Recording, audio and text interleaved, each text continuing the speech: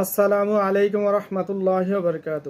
এ আমার প্রিয় বোন, আমার ভাই, জাহান্নামের আযাব যে কত ভয়াবহ, জাহান্নামের শাস্তি যে কত কঠিন, সেটা আমি আপনাদেরকে দুনিয়ার কোনো বিষয় দিয়ে উদাহরণ দিয়ে বোঝানো সম্ভব নয়।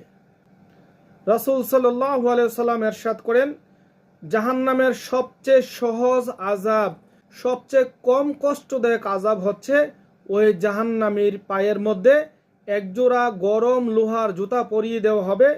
ওই লোহার গরমের তাপে মাথার মজকগুলি টকবক টকবক করে বাতের মারের মতো ফুটতে থাকবে। আপনাদেরকে কি করে বুঝাবো জাহান্নামের আযাব যে কত ভয়াবহ, জাহান্নামের আযাব যে কত ভয়াবহ, এটা আমার দ্বারা আপনাকে বোঝানো সম্ভব নয়। আপনাদের কাছে একটা অনুরোধ থাকবে, দয়া করে জাহান্নামের আযাবকে ভয় করুন, আল্লাহ রাস্তায় ফিরে আসুন। এখনো সময় আছে, অশ্লীলতা ছেড়ে দিন, 5 ওয়াক্ত নামাজ পড়ুন।